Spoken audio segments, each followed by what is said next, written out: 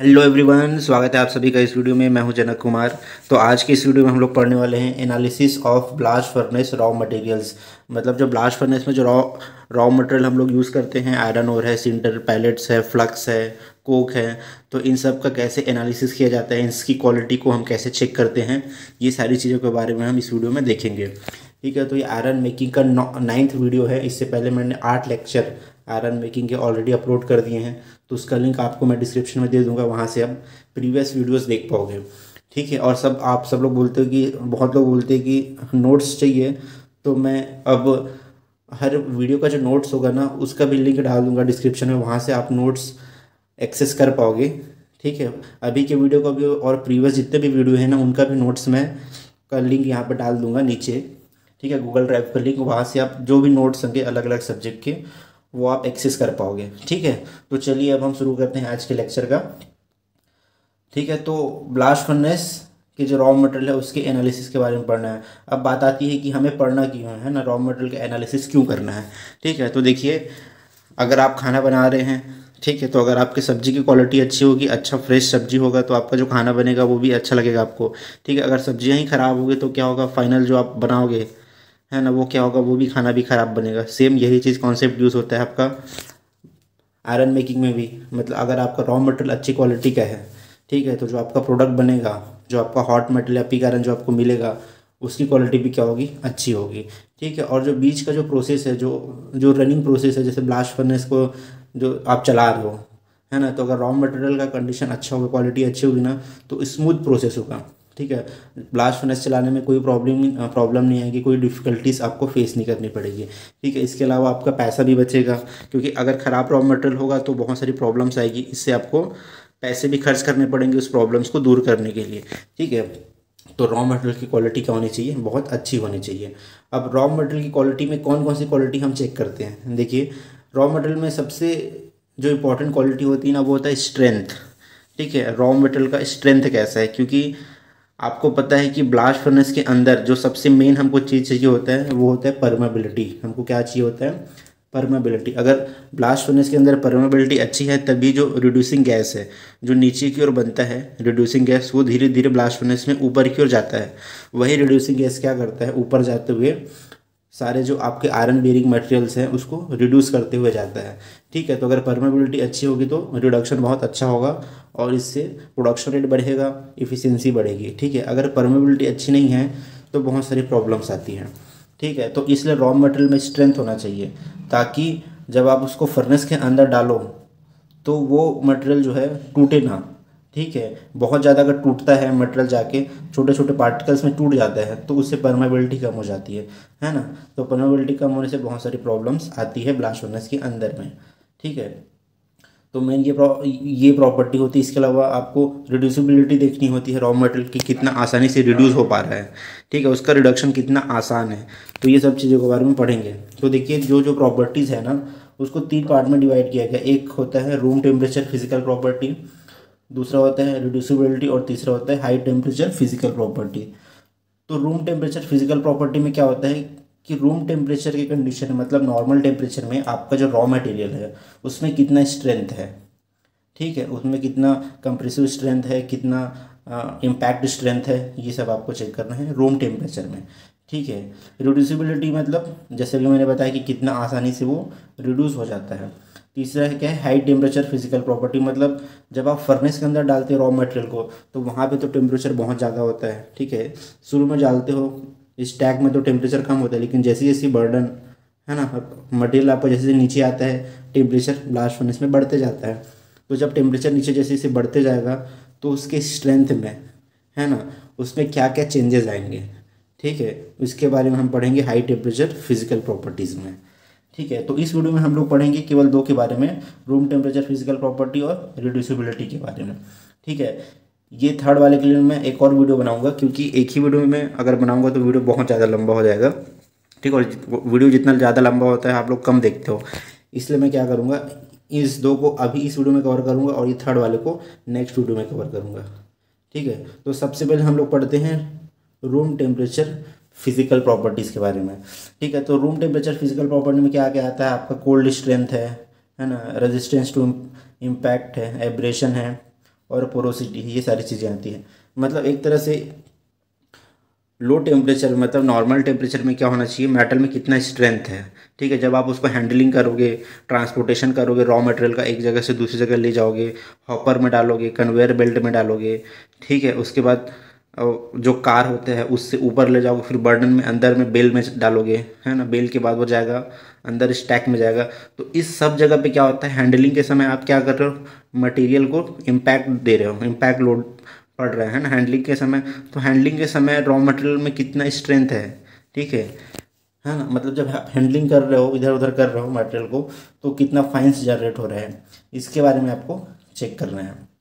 ठीक है, तो कौन कौन सा टेस्ट परफॉर्म करते हैं हम, पहला सटर टेस्ट करते हैं, दूसरा होता है टम्बलिंग टेस्ट या एब्रेशन टेस्ट, तीसरा कंप्रेशन टेस्ट और चौथा पोरोसिटी टेस्ट। तो ये टोटल 4 टेस्ट हम करते हैं रूम टेम्परेचर फिजिकल प्रॉपर्टीज़ को जानने के लिए। तो एक एक करके चलिए देख लेते हैं। तो सबसे पहले देख लेते हैं सटर टेस्ट। सटर टेस्ट में देखिए बहुत आसान सा टेस्ट होता है। सटर टेस्ट में क्या करते हैं हम ना, एक नॉन वेट का सैंपल लेते हैं, जैसे 10 केजी 20 केजी जितना भी हो, है ना।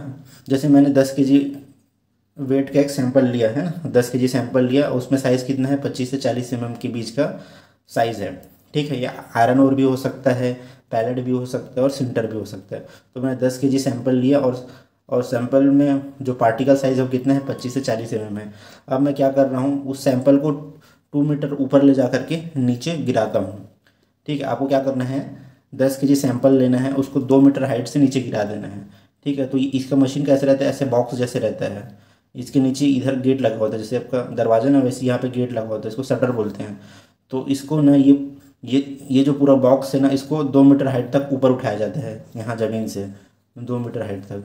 उसके बाद ये शटर को खोल देते हैं। खोलते तो क्या होता है, इसमें जो रॉ मटेरियल भरे होते हैं, जैसे 10 केजी रॉ मटेरियल मैंने इसमें डाला बॉक्स में, उसको 2 मीटर हाइट में ऊपर उठाया मशीन के थ्रू। उसके बाद जैसे शटर को खोल दूँगा ना गेट को, तो ये पूरा रॉ मटेरियल ये नीचे गिर जाता है एक सरफेस में।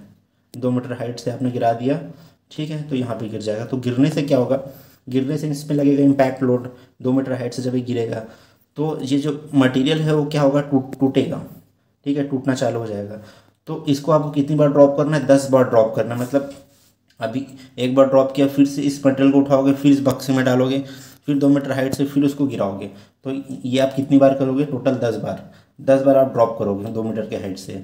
उसके बाद आपको क्या करना है, जो मटेरियल होगा ना उसका सीव एनालिसिस करना है। ठीक है, सीव एनालिसिस कैसे करोगे, देखिए अलग अलग साइज़ का सीव आता है। सीव मतलब सबसे बेस्ट एग्जांपल होता है जो आपके घर में है ना, आटा आटा आटा छानने के लिए आता है छन्नी, है ना, जिसमें क्या होता है, अगर आटे में कोई कोई अगर कंकड़ पत्थर हो या कोई कीड़े वगैरह हो ना छोटे छोटे, तो उसको हटाने के लिए क्या करते हैं, ऐसे सीव आता है ना, छन्नी आता है।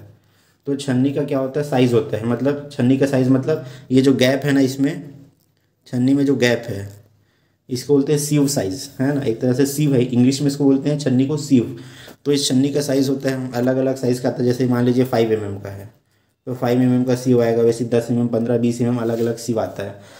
तो क्या करते हैं, 10 बार आपको ड्रॉप करने के बाद वो जो आपका रॉ मटेरियल है उसको सीव एनालिसिस करते हैं 5 mm के सीव से। तो इसके ऊपर जब मटेरियल को रखा जाता है जो, तो क्या होता है, जो 5 mm से जो छोटा रॉ मटेरियल है वो इस सीव से नीचे आ जाते हैं। ठीक है, नीचे आ जाएंगे और 5 mm से ऊपर वाले ऊपर ही रह जाएंगे। ठीक है, तो यहाँ पे आपका जो सैटर इंडेक्स है आप उसको कैसे निकालोगे, सैटर इंडेक्स का फॉर्मूला होगा अमाउंट ऑफ, है ना, या weight of material retained. Retain मतलब जो जितना आपका मटेरियल ऊपर रह जाता है, ठीक है, divided by total weight of material. ठीक है, जैसे कि 10 केजी का मैंने क्या लिया, सैंपल लिया, 2 मीटर की हाइट से 10 बार मैंने उसको गिराया। ठीक है, तो मान लीजिए ये टूटता है। ठीक है, 2 मीटर हाइट से गिरा होगा तो आपका मटेरियल क्या होगा भाई, पहले 25 से 40 mm लिया था वो टूटेगा, है ना। तो अब मान लीजिए कि 9 केजी मटेरियल जो है ऊपर रिटेन कर जाता है, 5 mm से बड़ा है, 5 mm से बड़े साइज़ का है, और 1 केजी मटेरियल जो है सीव से नीचे आ जाता है। मतलब 1 केजी मटेरियल का जो साइज़ है वो क्या है, 5 mm से कम हो गया है। ठीक है, तो आप सैटर इंडेक्स कैसे निकालोगे, 9 केजी रिटेन किया है तो 9 डिवाइडेड बाय टोटल आपने वेट कितना लिया था शुरू में, 10। ठीक है, तो 9/10 इंटू 100 कर दो आप। तो 9/10 इंटू 100 करोगे तो क्या होगा, 90% इसका क्या आ जाएगा, सैटर इंडेक्स निकल के आ जाएगा 90%। ठीक है, तो ऐसे ही मतलब एग्जाम्पल के लिए बताया मैंने कि 9 kg मान लीजिए रिटेन के, वैसे अगर 8 kg रिटेन करता है तो 80% आ जाएगा, 7 kg रिटेन करता है तो 70 आ जाएगा। ठीक है, तो ये है मतलब जितना ज़्यादा रिटेन करेगा ना उतनी उसकी क्वालिटी अच्छी है, क्योंकि मतलब रिटेन कर रहा है मतलब उसका जो साइज़ है वो टूट नहीं रहा है वो। ठीक है, जितना ज़्यादा टूटेगा ना उतना ज़्यादा सीव के 5 mm का बनेगा, उतना ज़्यादा सीव के से वो नीचे गुजर जाएगा। ठीक है, मतलब वो उतने छोटे टुकड़े में टूट रहा है ना। तो सैटर्न इंडेक्स जितना मतलब जितना ज़्यादा रिटेन करेगा सीव के ऊपर उतनी उसकी क्वालिटी क्या होगी, अच्छी होगी। ठीक है, सेकेंड टेस्ट होता है आपका टम्बलिंग एंड एब्रेशन टेस्ट। तो ये जो टम्बलिंग टेस्ट है ना आजकल ज़्यादा ज़्यादा मतलब पॉपुलर है एज़ कम्पेयर टू सैटर टेस्ट। ठीक है, आजकल सैटर टेस्ट कम करते हैं, ज़्यादातर आजकल करते हैं टम्बलिंग टेस्ट। तो क्या होता है, टम्बलिंग टेस्ट भी बहुत सिंपल सा होता है। देखो टम्बलिंग टेस्ट में ना ये होता है टम्बलर, ये टम्बलर या इसको बोलते हैं ड्रम, ड्रम बोलते हैं या फिर टम्बलर भी बोलते हैं। ठीक है, इस तरह से ड्रम होता है, इस ड्रम के अंदर ये तो गेट लगा हुआ है, यहाँ से हम अपना जो रॉ मटेरियल है इसको इसके अंदर डाल देते हैं। उसके बाद क्या करते हैं, इस ड्रम को घुमाते हैं एक सर्टेन स्पीड से सर्टेन टाइम के लिए, है ना, मतलब एक फिक्स्ड स्पीड से एक फिक्स्ड टाइम के लिए इसको क्या करते हैं, घुमाते हैं, है ना। तो जब घुमाते हैं उसके बाद क्या करते हैं, इसका फिर सीव एनालिसिस करते हैं। ठीक है, जैसे कि मान लीजिए आपने एक सर्टेन साइज़ के सैंपल को आपने इसमें डाला, जैसे मान लीजिए आपने 25 से 40 साइज़ के सैंपल को इसमें डाला, है ना। अब आपने इसको कुछ समय के लिए इसमें घुमाया, अब घुमाओगे तो क्या होगा, ये सैंपल टूटेगा, जो आपका रॉ मटेरियल है घूमने के कारण क्या होगा, ब्रेक होगा, टूटेगा। फिर इसका आप क्या करोगे, फिर से सीव एनालिसिस करोगे, तो जितने छोटे छोटे टुकड़ों में टूट जाएगा आपको मटेरियल, ठीक है, उतना ही इसका जो स्ट्रेंथ है आपका कम आएगा, है ना। अब ये देखिए, अब ये जो टम्बलिंग टेस्ट होता है ना उसके लिए अलग अलग स्टैंडर्ड आते हैं। यहाँ पे देखो अलग अलग स्टैंडर्ड दिए, जैसे एसटीएम स्टैंडर्ड, माइकम स्टैंडर्ड, हाफ माइकम और आईएसओ स्टैंडर्ड। ठीक है, तो इंडिया में ज़्यादातर ना माइकम स्टैंडर्ड फॉलो किया जाता है ना। यूएसए में आपका एसटीएम स्टैंडर्ड फॉलो करते हैं, ये आईएसओ है। तो इंडिया में ज़्यादातर माइकम इंडेक्स, है ना, माइकम स्टैंडर्ड फॉलो किया जाता है। अब इसमें क्या क्या होता है, देखो माइकम टेस्ट में क्या होता है, आपका सैंपल का जो साइज़ होता है ना, है ना, साइज़ रेंज जो होता है वो 10 से 40 के बीच रहता है। मतलब आप जो सैंपल लोगे ना, सैंपल जैसे सिंटर हो गया, पायलट हो गया, जो भी लोगे उसका साइज़ कितना होगा, 10 से 40 के बीच होगा उसका जो पार्टिकल्स का साइज़ है ना। अगर पायलट है तो ये 10 से 25 होगा, अगर सिंटर है तो 10 से 40, और आयरन ओर है तब भी 10 से 40 होगा। ठीक है, सैंपल वेट कितना लोगे, 50 kg का, 50 kg वेट लोगे, है ना, साइज़ ये रहेगा 10 से 40।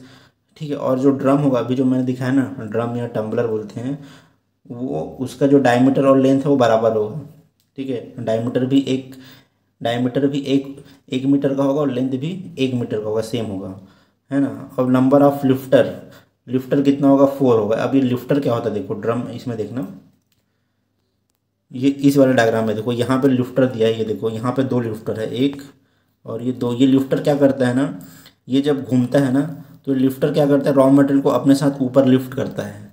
उसके बाद जैसे ही यहाँ पे आता है ना, यहाँ पे आता है मटेरियल अपने आप नीचे गिर जाता है ग्रेविटी के कारण, तो ये लिफ्टर क्या करता है, ऊपर तक लिफ्ट करता है ताकि ये जो मटेरियल है यहाँ ऊपर से गिरे नीचे आए।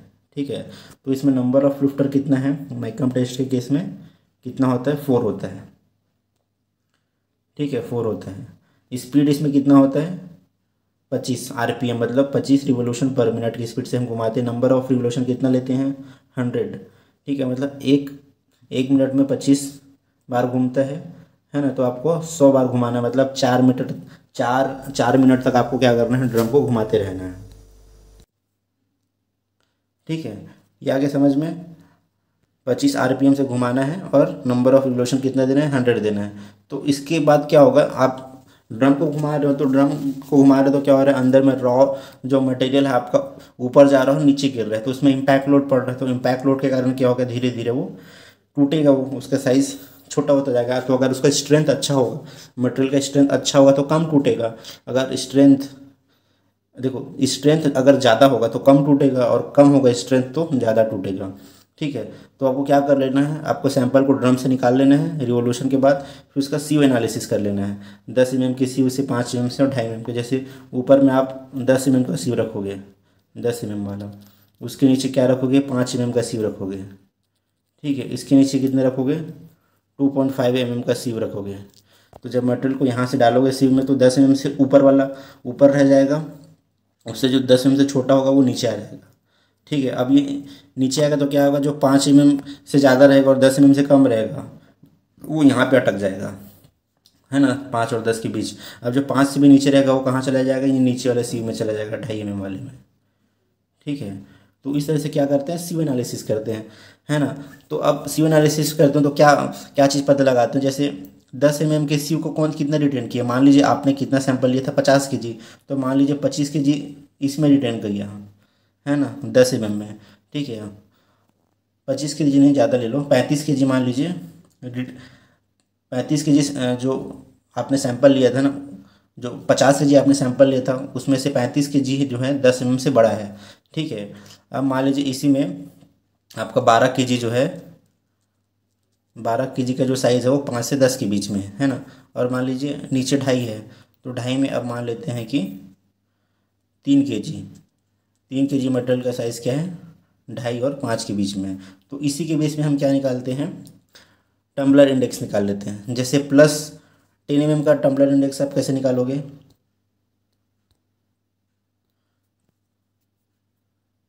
+10 mm का टम्बलर इंडेक्स कैसे निकालोगे, जैसे अभी अभी मैंने बताया ना, जैसे 10 mm से बड़े साइज़ का कितना था, 35 kg था, है ना, और आपने टोटल कितना kg लिया था सैंपल, 50 kg, तो 35/50 × 100 कर दो। ठीक है, तो ये आपका आ जाएगा 70%, है ना। तो +10 mm कितना निकला, 70%। वैसे ही आप क्या निकाल सकते हो, +5 mm to 10 mm, ये आपको निकालना है। तो ये आपका कितना था, कितना बताया था आपको, 12, 12 अपन कितना लिया था, 12 क्या है, जो +5 से 10 mm के बीच है ना, और टोटल वेट आपने कितना लिया सैंपल का, 50 × 100 कर दो, तो यहाँ से 24% आ जाएगा। तो ऐसे क्या निकालना है आपको, टम्बलर इंडेक्स निकालना है। अब देखिए अलग अलग प्लांट में या अलग अलग लैब में ना बेसिस अलग अलग होगा, कहीं पे 10 mm के बेस में टम्बलर इंडेक्स निकालेंगे, कहीं पे 5 mm के बेस में निकालेंगे, कहीं पे हो सकता है इंटरनेशनल स्टैंडर्ड अगर यूज़ कर रहे हैं तो वहाँ पे 6.3 mm के बेस में हम क्या निकालेंगे, टम्बलर इंडेक्स निकालेंगे। तो इंडेक्स निकालने का फॉर्मूला वही होगा। ठीक है, wait of material retained in the सीव divided by total weight of sample. ठीक है, या initial weight of sample into 100। तो इससे हम क्या निकालेंगे, टम्बलर इंडेक्स निकालेंगे, है ना। तो टम्बलर इंडेक्स देखो जितना कम आएगा, टम्बलर इंडेक्स कम आएगा का क्या मतलब है, टम्बलर इंडेक्स जितना कम आएगा ना उतना ही मेटल का जो स्ट्रेंथ है या उसका इम्पैक्ट स्ट्रेंथ है या एब्रेशन स्ट्रेंथ है वो कम है, क्योंकि वो ज़्यादा टूट रहा है। और जितना ज़्यादा टूट रहा है मतलब ये क्या बताता है कि रॉ मटेरियल आपका फ्रेजाइल है। फ्रेजाइल मतलब जब आप उसको ट्रांसपोर्ट करोगे, हैंडलिंग करोगे, हॉपर से दूसरे हॉपर में डालोगे, उसको जब चार्ज करोगे तो बहुत ज़्यादा टूटेगा। ठीक है, और जितना ज़्यादा टूटेगा सैंपल और आपका जो मटेरियल है, जितना ज़्यादा टूटेगा उतना ब्लास्ट फर्नेस के अंदर वो परमेबिलिटी को क्या करेगा, कम करेगा। ठीक है, और अगर ब्लास्ट फर्नेस में परमेबिलिटी कम रही तो आपका प्रोडक्शन रेट घट जाएगा, बहुत सारी प्रॉब्लम्स आएगी, है ना, मतलब ख़राब इफेक्ट डालेगा ब्लास्ट फर्नेस ऑपरेशन में। ठीक है, तो वैसा रॉ मटेरियल आपको यूज़ नहीं करना है जो बहुत ज़्यादा फ्रेजाइल हो। ठीक है, तो इसलिए हमको पहले से ही टेस्ट कर लेना है कि उसका स्ट्रेंथ कितना है। ठीक है, अच्छा स्ट्रेंथ है तभी आपको यूज़ करना है, अगर बहुत ज़्यादा फ्रेजाइल है तो आप उसको ब्लास्ट फर्नेस में उपयोग नहीं कर सकते। ठीक है, अब यहाँ पे भी एक लिमिटेशन क्या आ जाता है कि जो सिंटर और पैलेट है, सिंटर और पैलेट को तो आप खुद बनाते हो तो उसके स्ट्रेंथ को आप बढ़ा या कम कर सकते हो, हैं।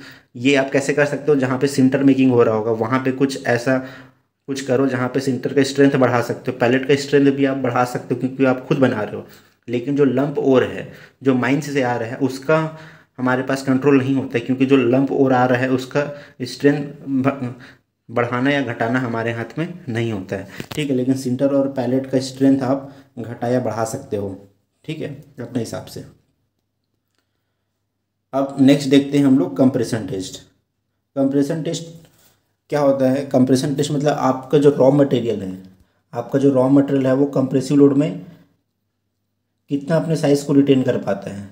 ठीक है, उसका कंप्रेशन स्ट्रेंथ कितना है।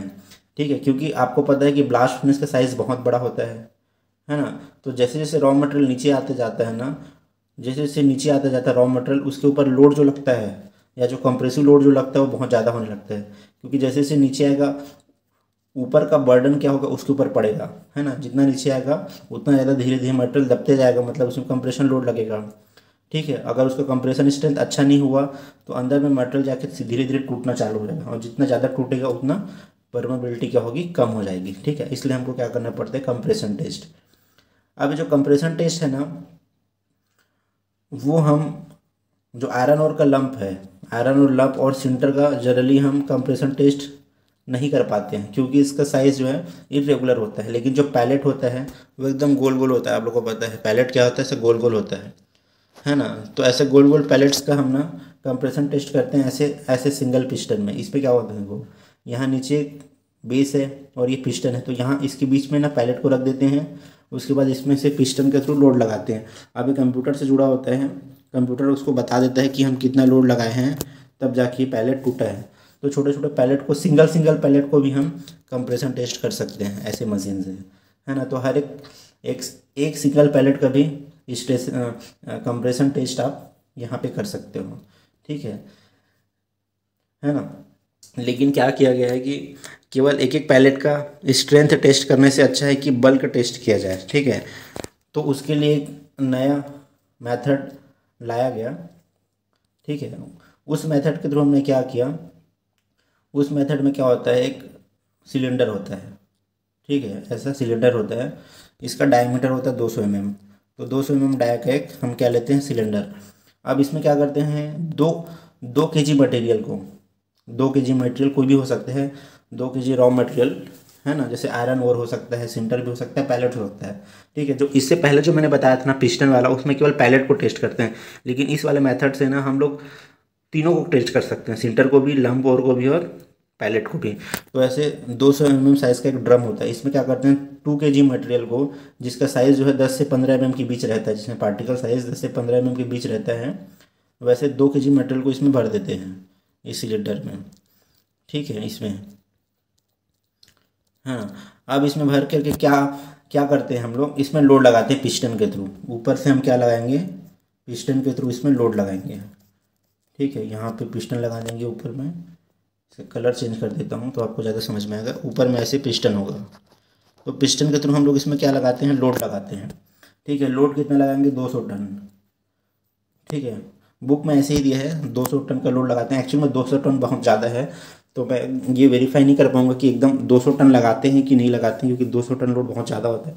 बट बुक में यही वैल्यू दी गई है, 200 टन हम क्या करते हैं, उसमें लोड लगाते हैं। ठीक है, तो 200 टन लोड जब हम पिस्टन से लगाते हैं ना, तो अंदर में जो मटेरियल है वो क्या होता है, कंप्रेशन के कारण टूटना चालू हो जाता है। ठीक है, तो 200 टन जैसे लोड लगाएंगे, उसके बाद लोड लगाने के बाद इसको हम पिस्टन को ऊपर ले लेंगे और मटेरियल को वापस से सीव एनालिसिस करेंगे। मतलब इसको पिस्टन, अब मटेरियल को निकाल करके क्या करेंगे, फिर हम इसका सीव एनालिसिस करेंगे। ठीक है, तो सीव एनालिसिस करके देखेंगे कि कितना परसेंट वैल्यू जो है, कितना परसेंट मटेरियल जो है 5 mm के ऊपर है उसका साइज़। मतलब इसमें सीव एनालिसिस में क्या करेंगे, हम जो सीव लेंगे ना वो 5 mm का सीव लेंगे, 5 mm का स्क्रीन लेंगे, ऐसा छन्नी लेंगे। तो जो 5 mm से छोटा होगा नीचे चला जाएगा, 5 mm से बड़ा वाला ऊपर रह जाएगा। ठीक है, तो कंप्रेशन टेस्ट में हम क्या पता करते हैं कि कितना परसेंट मटेरियल जो है 5 mm के साइज़ के ऊपर है। ठीक है, तो मान लीजिए हमने शुरू में कितना केजी लिया था, 2 केजी मटेरियल लिया था। ठीक है, अब मान लीजिए कि 2 केजी में से डेढ़ केजी मटेरियल, 1.5 केजी मटेरियल का जो पार्टिकल साइज है वो 5 mm से बड़ा है, और हाफ केजी का 0.5 केजी का मटेरियल का साइज़ 5 mm से नीचे है। ठीक है, तो इस केस में आप कैसे निकालोगे, कंप्रेशन टेस्ट का एनालिसिस कैसे करोगे, 15 केजी, क्योंकि 15 केजी का साइज़ 5 mm से बड़ा है, divided by initial weight of sample कितना था, 2 केजी, है ना। 1.5 केजी, है ना, 1.5 KG divided by 2 KG into 100। ठीक है, तो इसमें आपका वैल्यू आ जाएगा, ये हो जाएगा 50, तो ये आपका आ जाएगा 75%, है ना। ये आपको कितना आ गया, 75%, मतलब 75% इसका कंप्रेशन इंडेक्स है, कंप्रेशन स्ट्रेंथ इंडेक्स। ठीक है, तो ऐसे आपको निकालना है, मतलब सीव एनालिसिस करना है, देखना है कि 5 mm से जो बड़े साइज़ के जो पार्टिकल्स है उसका वेट कितना है। ठीक है, तो उसी के बेस में हम क्या निकालेंगे, कंप्रेशन स्ट्रेंथ इंडेक्स निकालेंगे। ठीक है। अगर इसकी वैल्यू ना 75% से ज़्यादा आती है मतलब आपको मटेरियल बहुत अच्छा है, मतलब उस मटेरियल में कंप्रेशन स्ट्रेंथ बहुत अच्छा है। अगर 75% या उससे ऊपर वैल्यू आता है तो ठीक है। और 20% से अगर कम वैल्यू आता है मतलब आपका जो मटेरियल है वो बहुत ज़्यादा फ्रेजाइल है, मतलब बहुत ज़्यादा टूट रहा है। मतलब जब आप कंप्रेस कर रहे हो ना तो पूरा का पूरा वो चूरा चूरा हो जा रहा है, टूट जा रहा है। तो उस वैसे मटेरियल को आप यूज़ नहीं कर सकते जिसका कंप्रेशन स्ट्रेंथ इंडेक्स 20% से कम है। वो मटेरियल बहुत ज़्यादा फ्रेजाइल है, उसका उपयोग आप नहीं कर सकते। ठीक है। और 75% ऊपर है, 75% से ऊपर है तो सबसे बेस्ट है। ठीक है। तो इस तरह से हम करते हैं कंप्रेशन टेस्ट।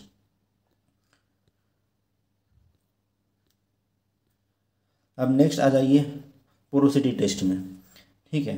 तो पोरोसिटी टेस्ट थोड़ा सा डिफिकल्ट होता है, थोड़ा सा आपको यहाँ पे समझना होगा। सबसे पहले जान लेते हैं कि पोरोसिटी एक्चुअल में होता क्या है। पोरोसिटी मतलब क्या होता है, जो छिद्र होते हैं ना, छोटे छोटे छिद्र, उसको हम बोलते हैं पोरोसिटी। ठीक है।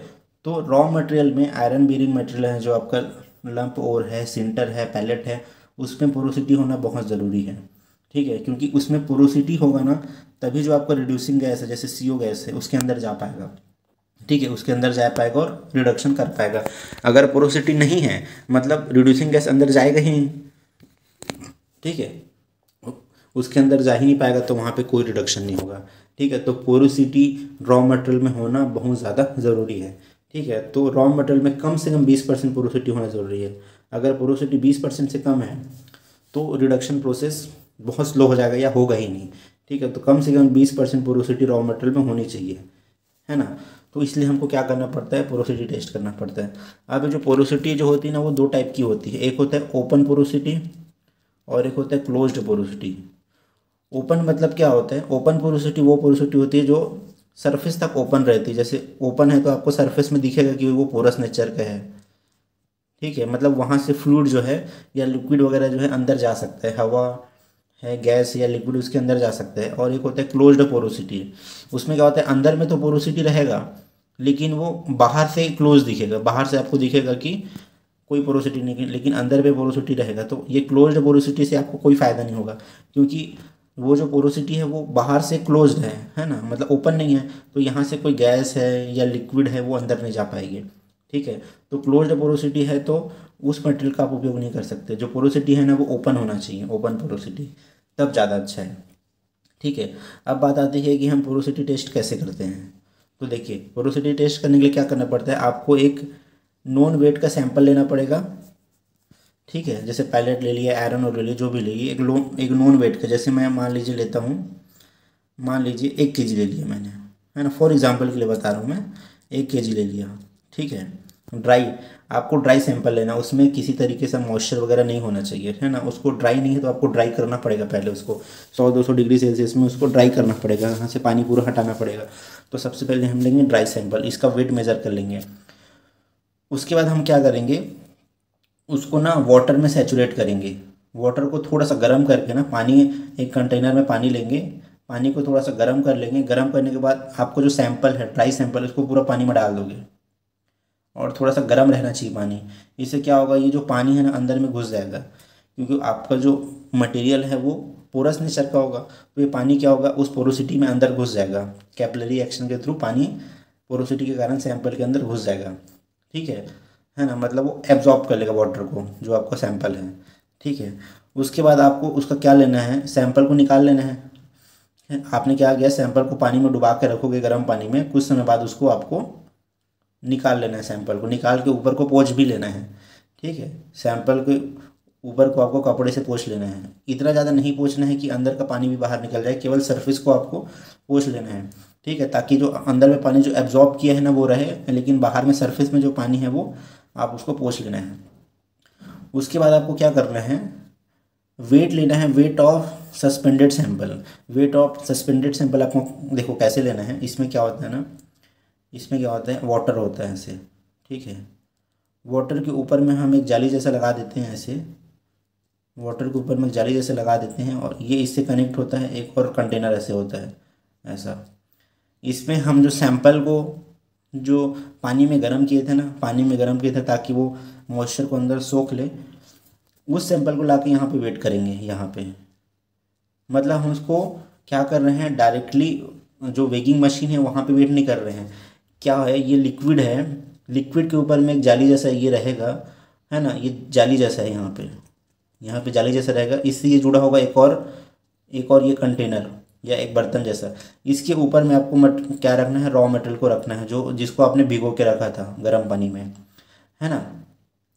तो यहाँ पे वेगिंग मशीन लगा होगा नीचे में, ये वेगिंग मशीन होगा। तो ये वेगिंग मशीन क्या करेगा, इस सैंपल के क्या लेगा, सस्पेंडेड वेट ले लेगा, है ना। तो ऐसे सस्पेंडेड वेट आपको पता करना है मेटल को, मतलब जब आप पानी में डाल रहे हो, है ना, तो उसका जो क्या वेट है उसको बोलते हैं सस्पेंडेड वेट, वो आपको ले लेना है, ठीक है।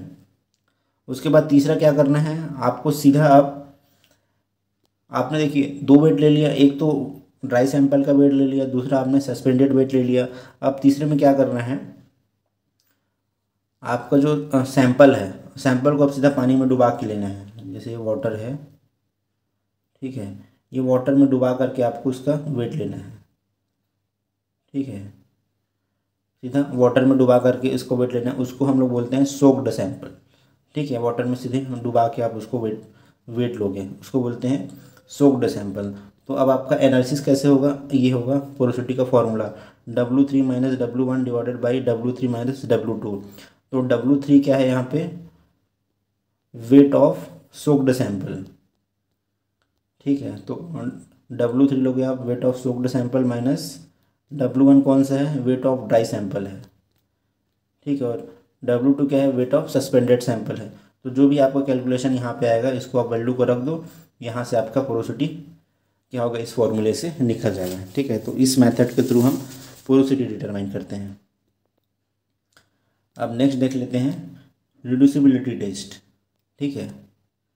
अब ये जो रिड्यूसिबिलिटी टेस्ट है ना, बहुत इंपॉर्टेंट होता है, क्योंकि हम इसमें क्या पता करते हैं कि आपका जो सैंपल है ना, जो आयरन ओर है, पैलेट है या सिंटर है, वो कितना आसानी से रिड्यूस हो सकता है, ठीक है, इसके बारे में पता करते हैं। इसी को बोलते हैं रिड्यूसिबिलिटी। अगर उसका रिडक्शन बहुत आसान है, मतलब उसकी रिड्यूसिबिलिटी अच्छी है।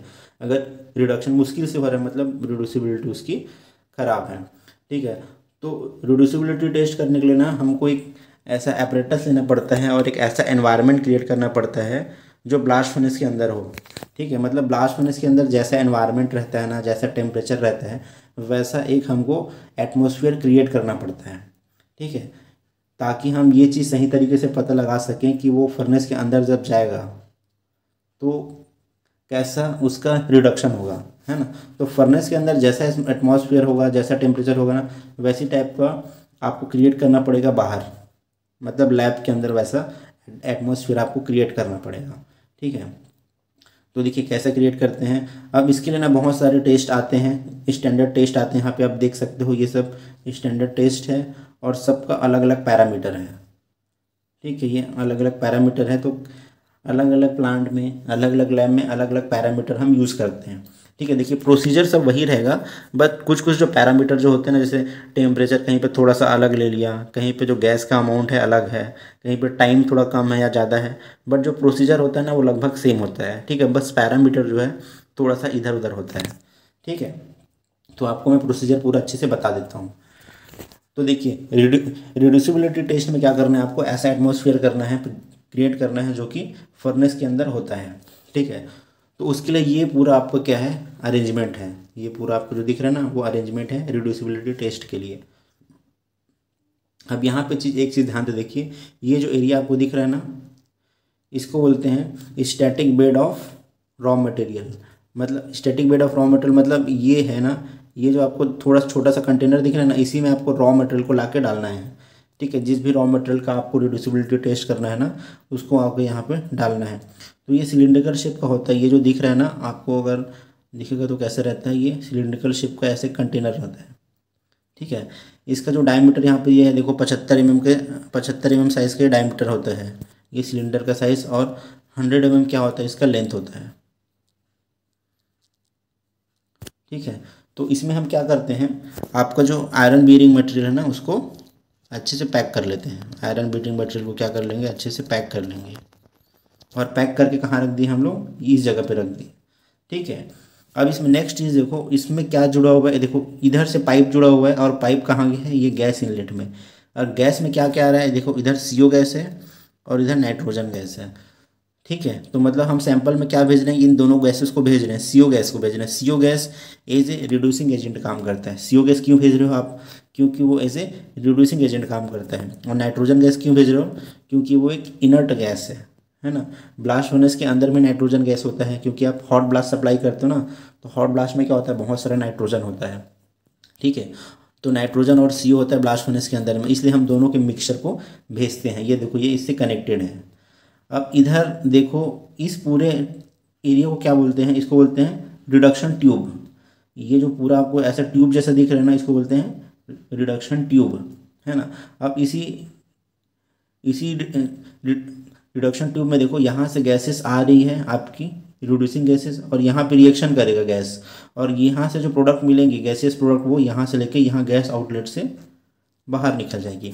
मतलब आप क्या भेजोगे, सीओ गैस भेजोगे, तो सीओ गैस आपका आयरन ओर से रिएक्शन करेगा ना Fe2O3 से। ठीक है, तो Fe2O3 से रिएक्शन करेगा तो क्या बनाएगा, ये CO2 बनाएगा। तो CO2 जो बनेगा यहाँ से, वो गैस आउटलेट से इधर से बाहर निकल जाएगा। ठीक है, अब ये जो पूरा अरेंजमेंट है ना, ये जो पूरा अरेंजमेंट है वो लटका हुआ है वेगिंग डिवाइस से। ठीक है, ये पूरा जो है ना अरेंजमेंट जो है वो लटके हुआ कंडीशन में रहता है एक वेगिंग डिवाइस, मतलब एक तराजू से। ये तराजू क्या करता है, लगातार वेट को मेज़र करते रहता है। ठीक है, और ये जो अरेंजमेंट पूरा दिख रहा है ना, ये वाला, ये क्या होता है, आपका फर्नेस के अंदर होता है। ठीक है, मतलब ये एक मफल फर्नेस के अंदर होता है। ठीक है, ये किसके अंदर होगा, एक मफल फर्नेस के अंदर होगा। ठीक है, तो ये टेस्ट आपको किया जाता है 900 से लेके 1100 डिग्री सेल्सियस के बीच में। यहाँ पर टेम्परेचर आपको कितना रखना है, 900 से 1100 डिग्री सेल्सियस के बीच आपको टेम्परेचर रखना है। ठीक है, चलिए अब हम देखते हैं कि इसका प्रोसीजर क्या है, हम इस टेस्ट को कैसे परफॉर्म करते हैं। तो सबसे पहले आपको क्या ले लेना है, यहाँ पे जो ये दिख रहा है ना, ये एरिया सिलेंडर, यहाँ पे आपको सैंपल को पहले क्या कर लेना है, अच्छे से पैक कर लेना है। ठीक है, सैंपल को क्या कर लोगे, यहाँ पे आप अच्छे से पैक कर लोगे। ठीक है, अब क्या कर लो, सैंपल पैक करने के बाद जो वेगिंग डिवाइस है ना, उसमें आप वेट ले लोगे कि कितना कितना वेट का सैंपल आपने सिलेंडर में डाला है ना। क्योंकि इस सिलेंडर में जब आप डालोगे तो आप वेट मेज़र नहीं किए रहोगे, आप क्या करोगे, इस सिलेंडर के अंदर सैंपल डालोगे, उसके बाद सबसे पहला वेट लोगे। ठीक है, W1 लेगो कि इसका वेट कितना है, जो आयरन और या आपने जो भी आयरन बीरिंग मटेरियल डाला है, इसका वेट कितना है। ठीक है, अब सेकेंड आप क्या करोगे, धीरे धीरे इसको हीट करोगे। ठीक है, धीरे धीरे इसको क्या करोगे, जो मफर फर्नेस है उसको धीरे धीरे हीट करोगे, है ना। तो हीट करोगे, उसी समय आपको क्या देना है, नाइट्रोजन गैस सप्लाई करना है। तो शुरू में आपको केवल नाइट्रोजन गैस सप्लाई करना है, सीओ गैस सप्लाई नहीं करना है। शुरू में क्या करना है, केवल आपको नाइट्रोजन गैस सप्लाई करना है। तो वहाँ पे सप्लाई का रेट होगा आपका 5 लीटर पर मिनट। 5 लीटर पर मिनट के रेट से आपको नाइट्रोजन गैस सप्लाई करना है। ठीक है, जब ये टेम्परेचर बढ़ रहा है उस समय, क्योंकि शुरू में आपको सीओ गैस सप्लाई नहीं करना है। जब टेम्परेचर आपका 900 से 1100 के बीच अटेंड कर लेगा ना, उसके बाद आपको सीओ भेजना है। शुरू में आपको केवल क्या भेजना है, नाइट्रोजन गैस भेजना है। ठीक है, और वेट को आपको, जो टेम्परेचर है उसको धीरे धीरे आपको बढ़ाना है। नाइट्रोजन गैस क्यों भेजते हैं, क्योंकि ये जो रिडक्शन ट्यूब में जो एयर आ जाता है ना, इस ट्यूब के अंदर क्या आ जाता है, एयर आ जाता है। क्योंकि कुछ नहीं रहता तो शुरू में क्या आता है, एयर होता है। तो अगर यहाँ पे एयर रहेगा, हवा अगर रहेगा, तो आपका एनालिसिस को क्या कर सकते हैं, डिविएट कर सकते हैं, ख़राब कर सकते हैं। तो इसको, एयर को हटाने के लिए हम क्या भेजते हैं, यहाँ से नाइट्रोजन भेजते हैं, ताकि यहाँ से एयर हट जाए और ये पूरा हिस्सा नाइट्रोजन से भर जाए। ठीक है, इससे आपकी रीडिंग एकदम सही आएगी। तो धीरे धीरे मफल फर्नेस को चालू कर दो, क्या होगा, टेम्परेचर धीरे धीरे बढ़ेगा और आप नाइट्रोजन लगातार भेजते जाओगे। जैसे ही टेम्परेचर 900 डिग्री सेल्सियस अटेंड करेगा ना, जैसे ही टेम्परेचर कितना 900 डिग्री सेल्सियस अटेंड करेगा ना, तो आपको 30 मिनट का सोकिंग टाइम देना है। 30 मिनट का क्या देना है, सोकिंग टाइम। मतलब ऐसा तो नहीं कि 900 डिग्री में पहुंच गया टेम्परेचर तो पूरा पूरा सैंपल में हर एक हिस्से में 900 डिग्री सेल्सियस हो गया, ऐसा नहीं होता है।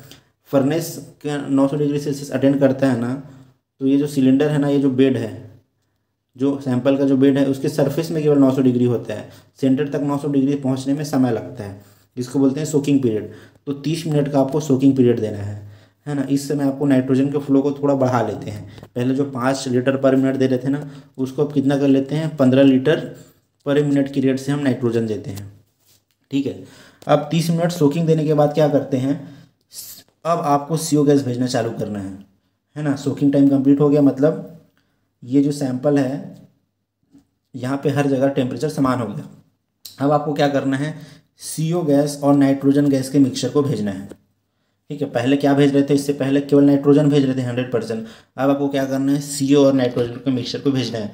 तो CO जो है ये 30-70 का रेशियो होता है, या किसी किसी टेस्ट में कहीं और स्टैंडर्ड में क्या भेजते हैं हम लोग, 40-60 का मिक्सचर भी भेजते हैं। मतलब 40% CO और 60% नाइट्रोजन, या कहीं पे ऐसा होता है कि 30% CO और 70% नाइट्रोजन।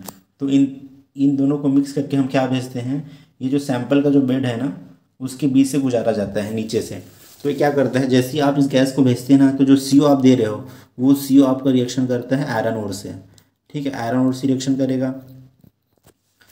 ठीक है, तो जब आयरन ओर से रिएक्शन करेगा तो क्या करेगा, इसको रिड्यूस करना चालू करेगा। ठीक है, रिड्यूस करना चालू करेगा तो आपको क्या प्रोडक्ट मिलेगा, आयरन प्लस CO2। ठीक है, तो ये CO2 गैस यहाँ से बाहर निकलेगा, बाहर निकल के यहाँ से गैस आउटलेट से होते हुए ये एटमॉस्फेयर में चला जाएगा। ठीक है, तो अब यहाँ पे रीडिंग क्या लेना है आपको, रीडिंग क्या लेना है कि वेट में क्या चेंज आ रहा है। देखिए जैसे जैसे आप CO गैस भेजते जाओगे ना, वैसे वैसे आयरन ओर का क्या होगा, रिडक्शन होगा। तो जैसे जैसे रिडक्शन होगा उसमें से ऑक्सीजन का कंटेंट कम होगा। तो ऑक्सीजन कम होने की वजह से ना ये जो आपने सैंपल लिया था इसका वेट भी धीरे धीरे कम होगा, क्योंकि ऑक्सीजन क्या हो रही है, जो Fe2O3 में जो ऑक्सीजन था वो तो अब रिड्यूस होकर बाहर जा रही है। तो ऑक्सीजन घट रहा है, तो ऑक्सीजन घटने की वजह से ना ये जो बेड है, ये सैंपल का जो बेड है उसका वेट क्या होगा, कम होते जाएगा। तो आपको लगातार क्या कर लेना है, वेट मेजरमेंट करते रहना है कि वेट कैसे कैसे कम हो रहा है, वेट धीरे धीरे कम होगा। ठीक है, तो जो CO गैस भेजते हैं ना वो लगभग 3 घंटे तक हम CO गैस सप्लाई करते हैं। ठीक है, किसी किसी मेथड में हो सकता है 1 घंटा भी सप्लाई करते हैं, डिपेंड करता है आपके अलग अलग प्लांट में, अलग अलग लैब में ये टाइम डिफरेंट हो सकता है। कहीं पे 1 घंटा भी भेजते हैं, कहीं पे 3 घंटा। ठीक है, तो जितना भी टाइम तक भेजते हैं ना, जैसे 1 घंटा भेजते हैं CO गैस, तो 1 घंटे के बाद आपको वेगिंग मशीन से वेट ले लेना है कि 1 घंटा आपने CO गैस भेजा तो उसमें वेट में कितनी कमी आई। या 3 घंटे का है प्रोसीजर, तो 3 घंटे के बाद आपको वेट करना है ना, उसका वजन लेना है कि 3 घंटे बाद CO गैस जब हमने भेजा तो वेट में कितनी कमी आई। ठीक है, तो ये आपको रीडिंग ले लेना है। ठीक है, तो देखिए इस केस में टोटल 3 रीडिंग होते हैं।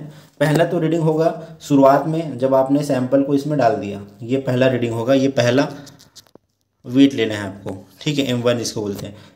देखो M2 कब लेना है, जब आपका जो बेड का जो टेम्परेचर है ना 900 डिग्री अटेंड कर लेता है ना, और 30 मिनट का सोकिंग टाइम कंप्लीट कर लेता है। देखो सेकेंड रीडिंग आपको कब लेना है, जब बेड का टेम्परेचर 900 डिग्री पहुंच जाता है और सोकिंग टाइम 30 मिनट कंप्लीट हो जाता है। ठीक है, मतलब CO गैस को भेजने से जस्ट पहले, CO गैस भेजने से जस्ट पहले उसका वेट क्या है वो आपको मेज़र कर लेना है। ठीक है, उसके बाद जो आपका टेस्टिंग टाइम होगा, जैसे 2 घंटे 3 घंटे जितना भी टाइम होगा है ना, कंप्लीट हो जाएगा, CO गैस भेजने का टाइम कंप्लीट हो जाएगा। तो लास्ट में जो आप वेट लोगे उसको बोलेंगे M3। ठीक है, समझ में आ गया। M1 क्या है, जो आप सैंपल वेट लोगे शुरू में ही। M2 क्या है, CO गैस भेजने के जस्ट पहले जो आप वेट लोगे वो है। और M3 क्या है, टेस्ट कंप्लीट होने के बाद जो आपको वेट मिलेगा वो होगा M3। ठीक है, तो ये रीडिंग लेंगे और यहाँ पे आप इस फॉर्मूले में आप उसको पुटअप कर दोगे। ठीक है, यहाँ पे देखो M1 M2 M0 भी दिया गया है, तो यहाँ पे उसको देखो दिया गया है। M0 क्या है, initial mass of test sample है। ठीक है, जैसे आप क्या किया, सैंपल को आपने डाला वो वाला है। M1 क्या है, CO गैस भेजने के जस्ट पहले का जो वेट है।